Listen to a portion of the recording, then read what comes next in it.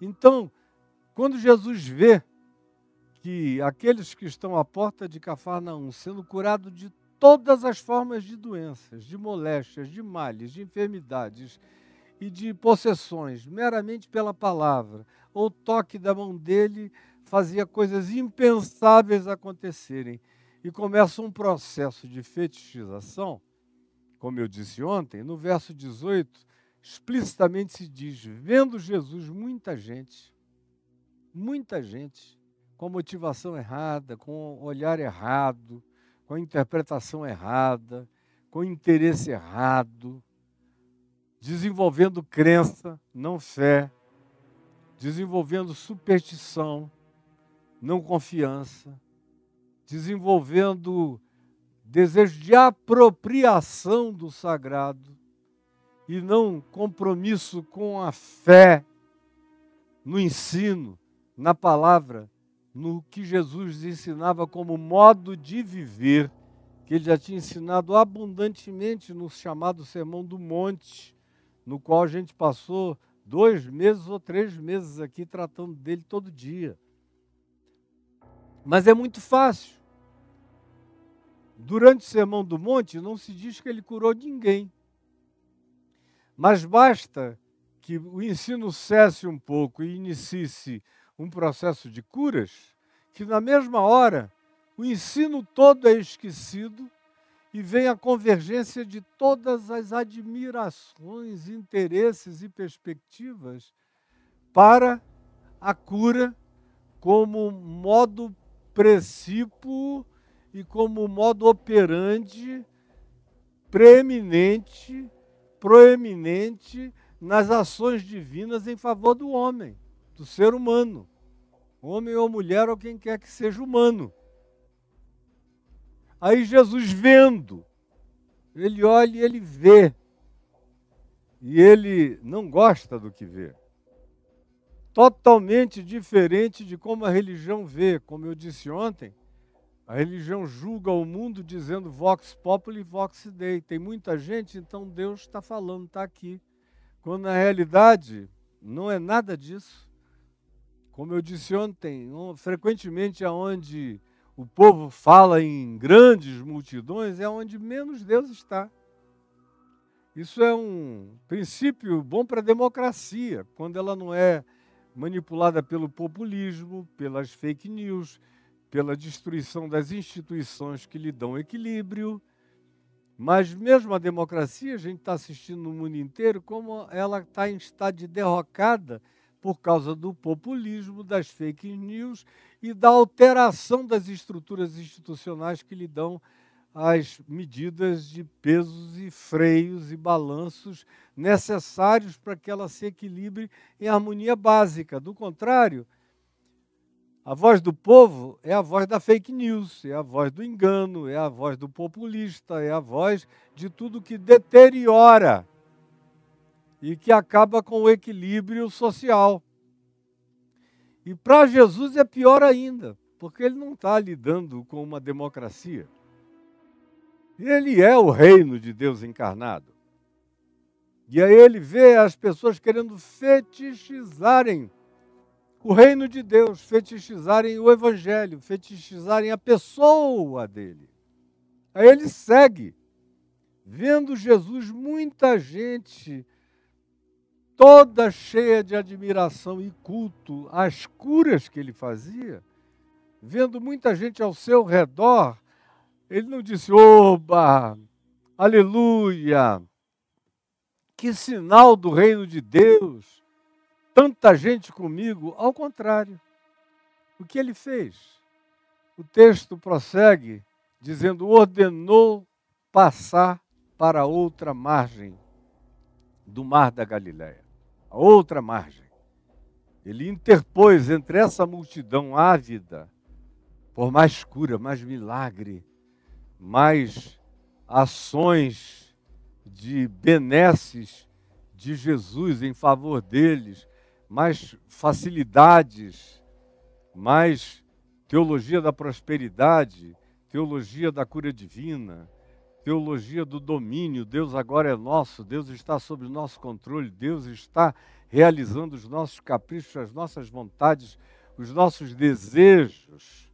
Quando ele vê isso se configurando no horizonte, vendo Jesus, essa gente toda, com esse interesse torpe, ordenou passar para outra margem e interpôs entre a multidão e ele o lago, o mar da Galileia, o mar de Genezaré, o mar de Magadon, muitos nomes, o mar de Tiberíades, para o mesmo lugar, com 22 quilômetros de comprimento e 12 de largura, ele enfiou esse fosso enorme de água entre ele e as multidões e ordenou passar para outra margem.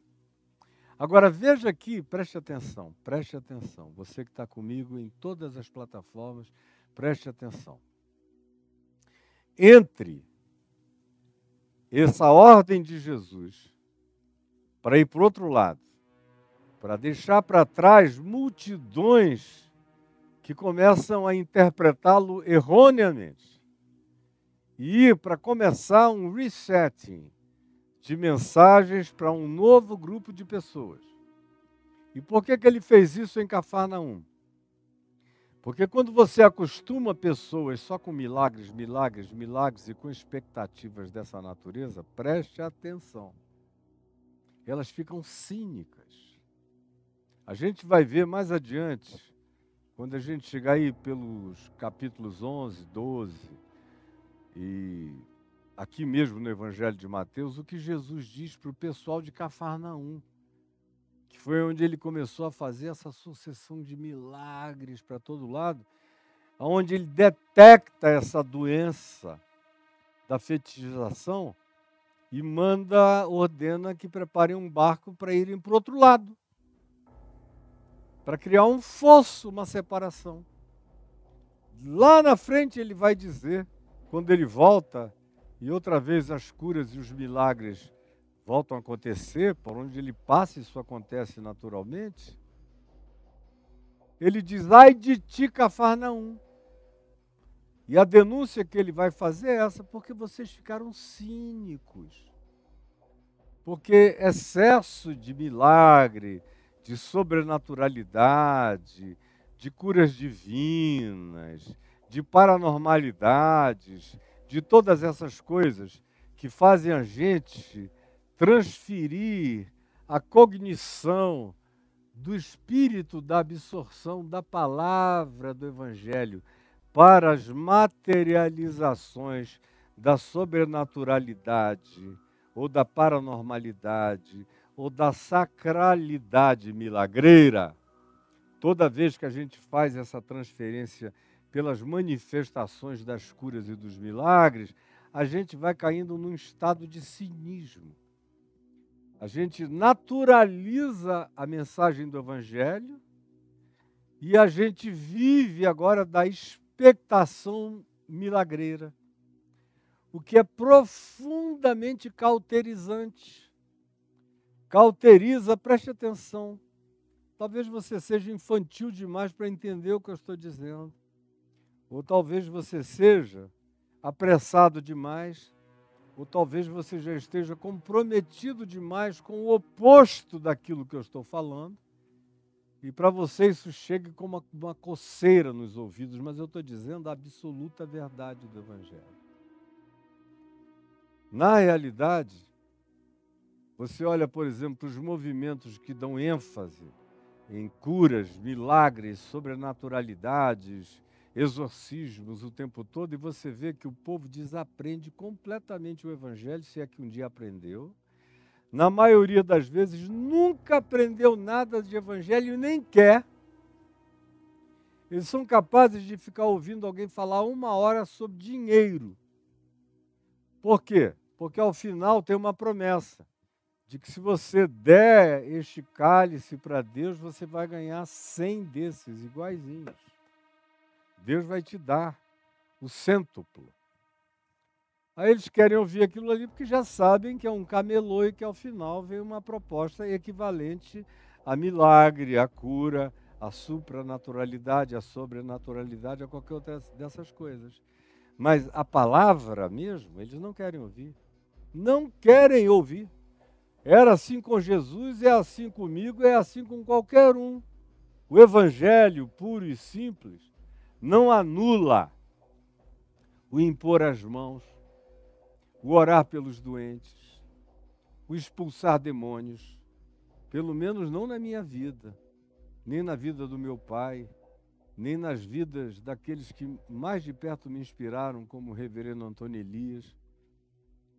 Foi a partir do Evangelho, a partir da prática de Jesus, dos apóstolos de Jesus e dos homens que mais influenciaram a minha vida, a saber, meu pai e o reverendo Antônio Elias, que eu aprendi a prática desde jovenzinho, desde que eu desabrochei para a consciência pessoal do Evangelho em mim, aos 18 anos de idade, que eu passei a praticar exatamente como Jesus praticava. Eu ensino o Evangelho do Reino, a palavra do Reino. Evangelizo os pobres e os aflitos e os angustiados de coração. E expulso demônios aonde quer que eles apareçam diante de mim, não sobrevivem. Nunca tiraram onda e sempre saem. E saem até aqui enquanto eu estou pregando, tem gente ficando liberta em todos os lugares aonde quer que haja alguém necessitando de libertação. E eu vejo, posteriormente eu ouço os testemunhos variados. E nunca deixei de orar pelos doentes, pelos enfermos, de lhes impor as mãos, de ungí-los com óleo, nas práticas mais simples, ordenadas ou praticadas no Evangelho. O meu coração não está no 2º século, nem no 3º século, nem no 4º século, nem no século 21. Eu sou um homem do 1º século, do início do 1º século, andando com Jesus. Eu estou aí, vivendo com Ele, até o ano 33 da sua vida. A partir daí eu julgo tudo mais comparando com o filtro de Jesus. E é com Jesus que eu quero me parecer, e é só com Ele que eu desejo essa semelhança. Eu não tenho nenhuma outra ideia de assemelhação que não seja essa com Jesus, conforme o Evangelho, segundo as narrativas mais simples, objetivas e diretas sobre a vida dele, sem nenhuma forma de gnosticismo esotérico, nenhuma distração mágica. O Evangelho é de uma pureza de simplicidade linda, conforme a gente aqui encontra. E de saúde mental,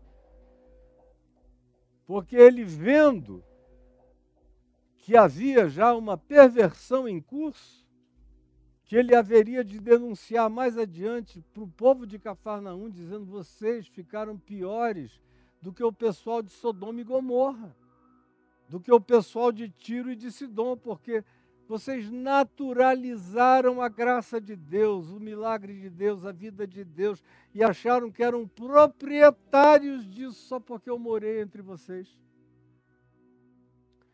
Conclusão: o estado de vocês ficou pior do que o daqueles que vocês consideram os piores de todos. Vocês vejam como é fácil a gente perder a sintonia com o significado e com o espírito do Evangelho do Reino de Deus.